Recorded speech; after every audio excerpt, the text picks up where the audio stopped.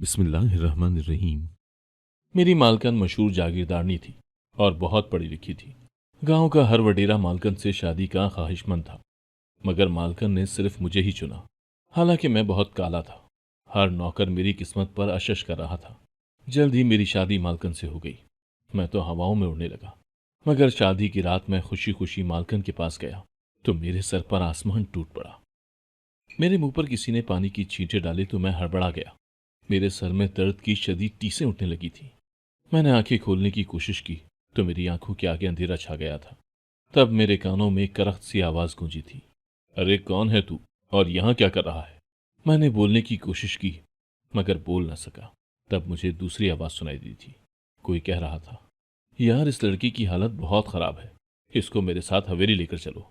ये सब सुनकर मैं फिर से बेहोश हो गया था। न जाने मुझे कितने दिन उस हालत में बीत गए थे।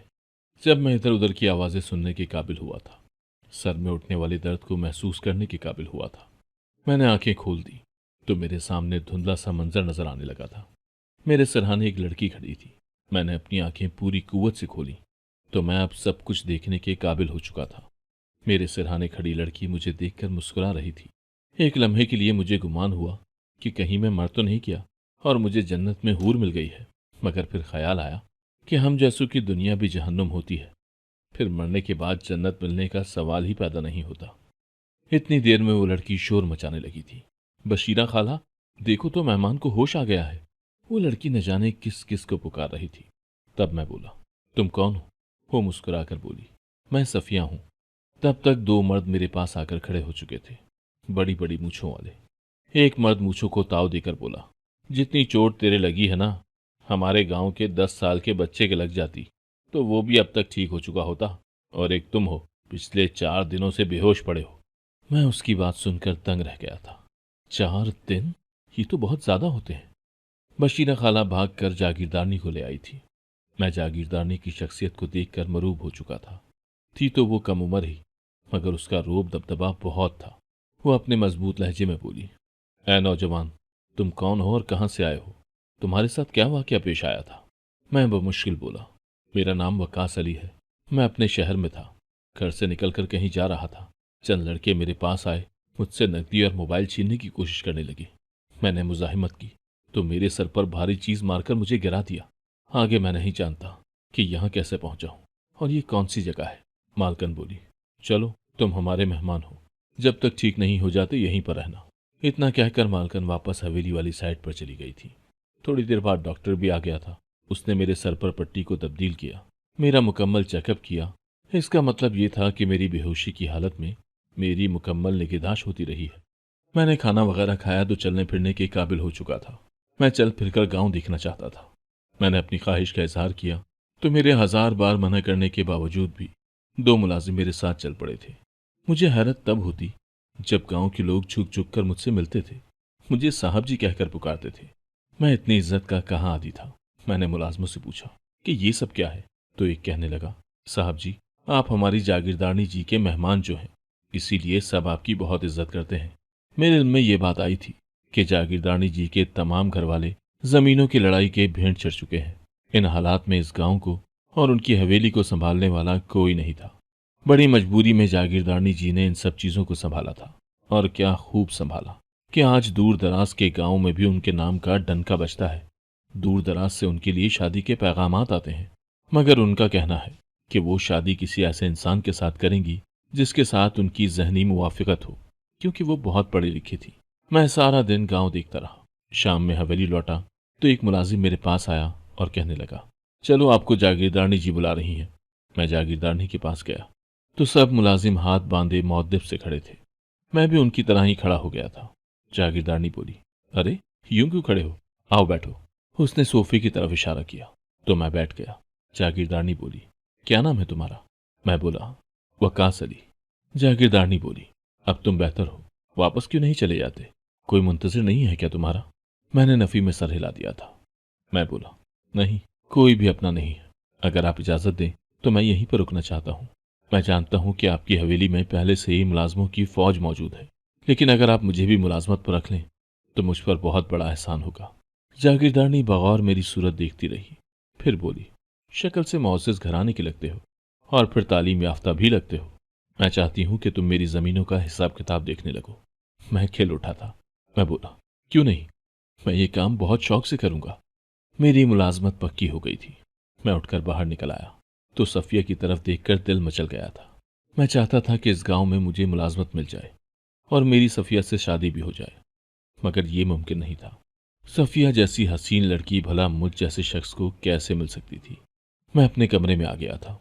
जागीरदारनी के अल्फाज मेरे आसाब पर हथौड़े की तरह बरस रहे थे। जागीरदारनी कह रही थी कि तुम मुअज़्ज़िज़ घराने के लगते हो।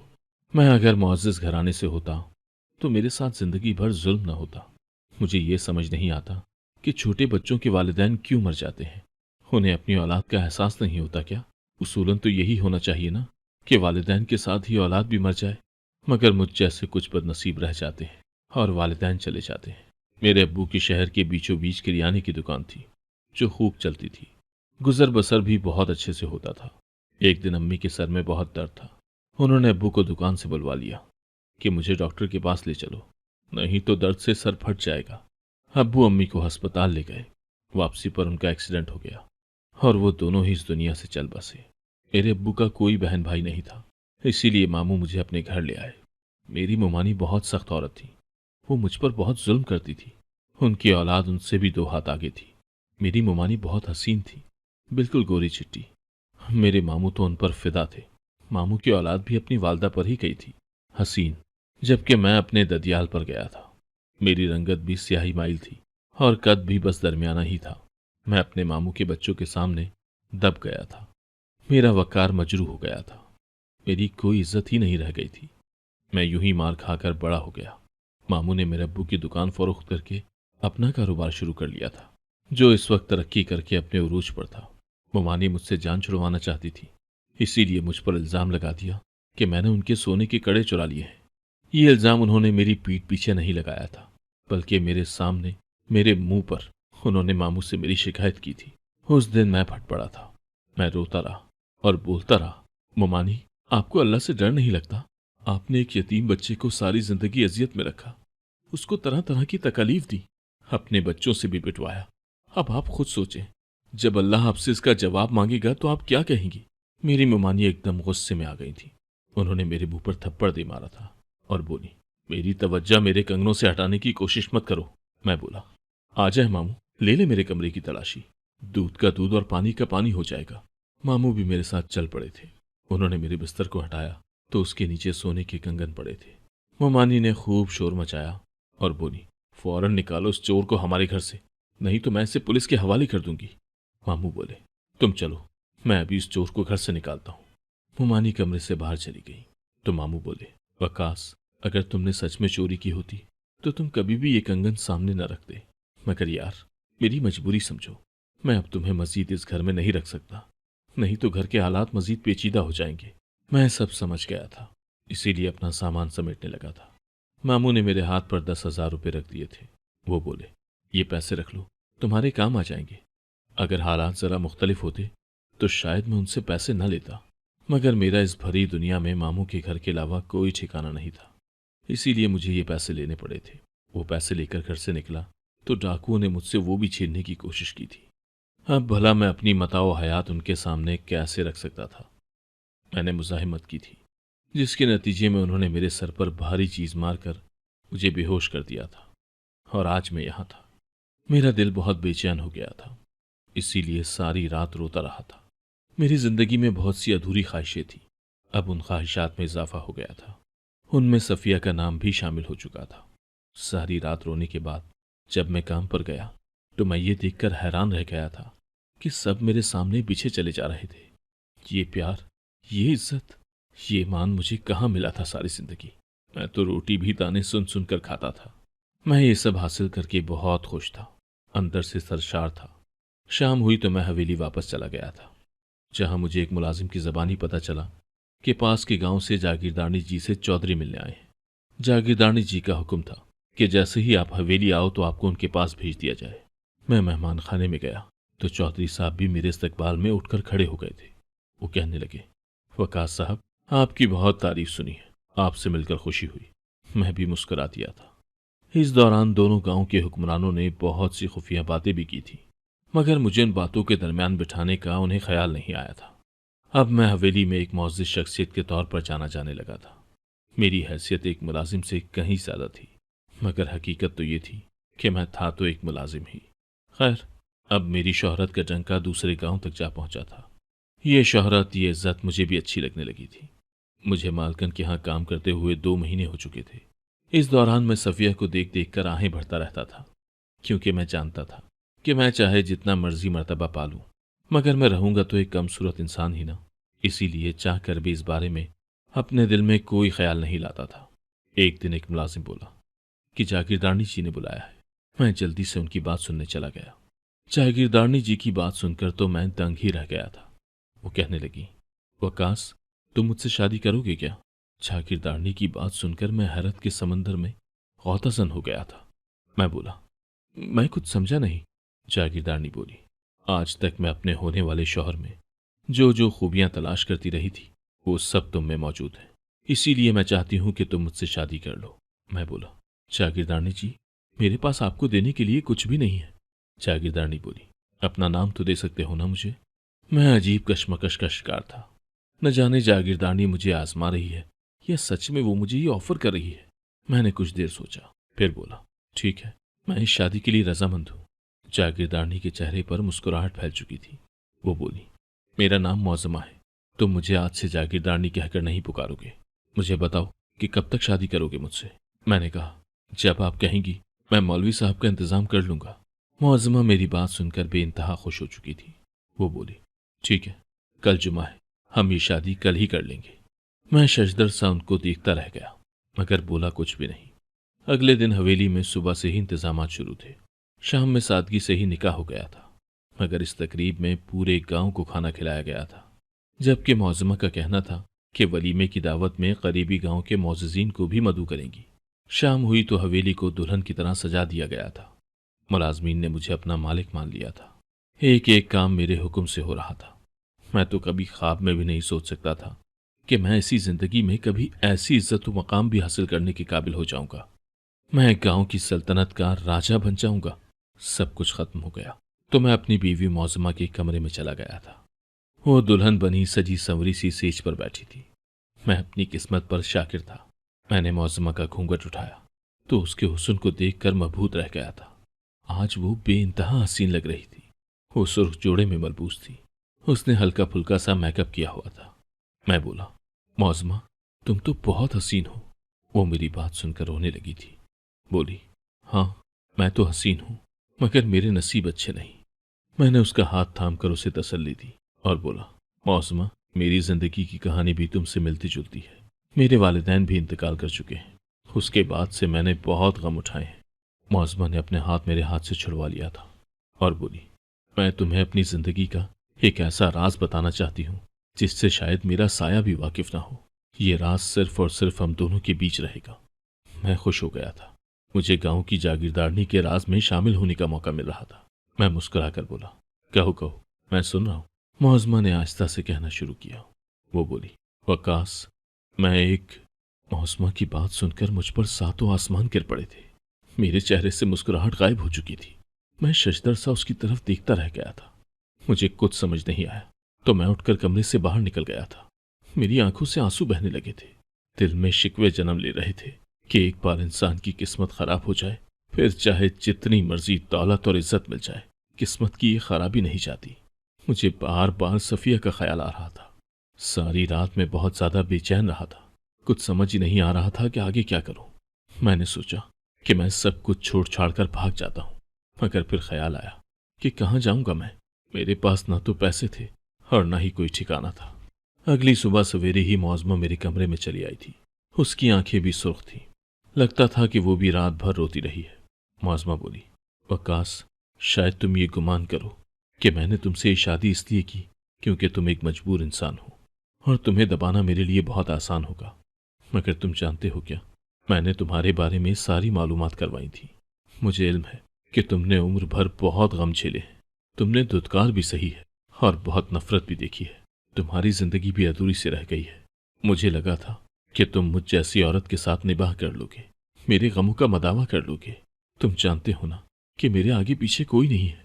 मुझे हर वक्त यही धड़का लगा रहता है कि अगर किसी को मेरे राज के मुतालिक इल्म हो गया तब मेरा क्या होगा, कि मैं एक मुकम्मल औरत नहीं हूँ, एक आधी अधूरी सी इंसान हूँ जिसके जिस्म की रूह तक अधूरी है। मेरी रूह कटी फटी सी है, मेरी रूह पर जख्मों के निशान हैं। मुझे इल्म है कि जिस दिन मेरे गांव के लोगों को ये इल्म हो गया कि मैं ख्वाजा सरा हूँ तो वो मुझे संसार कर देंगे। मेरे लिए बहुत से रिश्ते आए मगर मैंने हर बार इनकार कर दिया।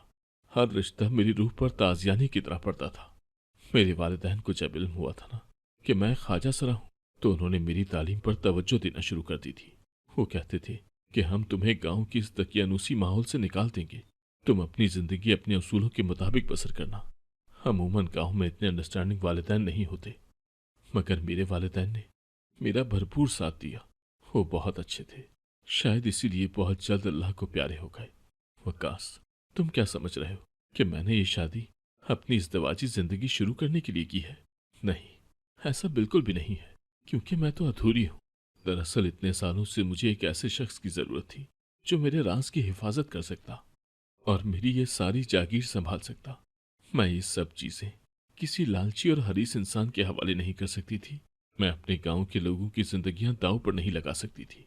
मुझे इनके लिए अच्छा और हमदर्द इंसान चाहिए था। अब बात यह है कि ये सब चीजें मैं तुम्हारे नाम पर यूं ही मुंतकिल नहीं कर सकती थी। मैं एक गांव में रहती हूँ और सब लोगों के लिए एक औरत ही हूँ, इसलिए अगर कुछ भी होता तो लोग तरह तरह की बातें बनाते, मुझे बदनाम करने की कोशिश करते।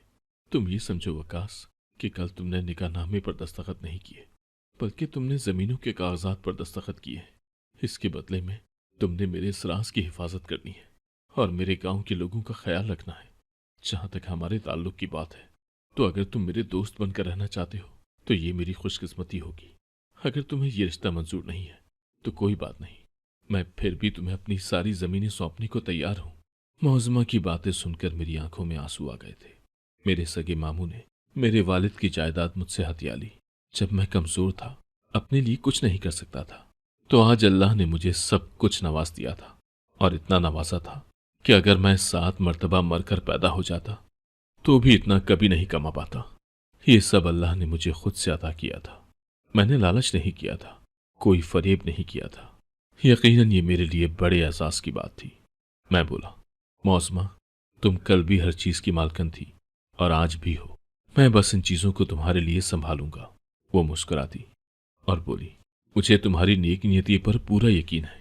मैं बस अब थक चुकी हूँ, आराम करना चाहती हूँ। उस दिन से मेरी और मौसमा की बहुत दोस्ती हो गई थी। मैं हर फैसला उससे पूछ कर ही लेता था। हर जगह मेरी धाक बैठ गई थी। मैं खुश था मगर मेरे अंदर एक तशनगी से रह गई थी जो सफिया को देखने के बाद और बढ़ जाती थी। मगर अब सफिया मेरी तरफ देखकर ना तो मुस्कुराती थी और ना ही कोई बात करती थी। यूं ही 1 साल बीत गया। मौजमा ने पूरी हवेली में ये शोर मचा दिया कि वो अब तक मां नहीं बन पाई, तो उसका यही मतलब है कि वो कभी मां नहीं बन पाएगी। इसलिए वो मेरी दूसरी शादी करना चाहती है ताकि हवेली के लिए वारिस पैदा हो सके। एक दिन मुआज़मा मेरे पास आई और बोली, वकास, सफिया का रिश्ता मंजूर है क्या? मैं हैरान सा मुआज़मा को देखता रह गया था। मेरी आंखों में कई सवाल थे जिनका कोई जवाब न था, इसीलिए मैं चुपचाप कमरे से चला गया।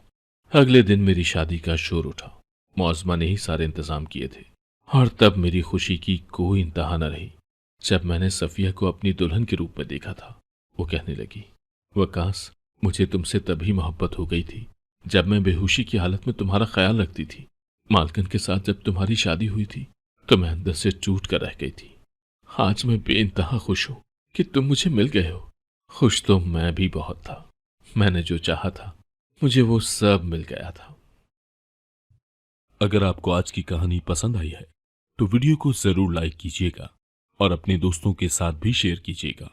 और हाँ, अगर आपने अभी तक हमारा चैनल सब्सक्राइब नहीं किया तो जरूर सब्सक्राइब करें। मिलते हैं कल एक नई और दिलचस्प कहानी के साथ। अल्लाह हाफिज।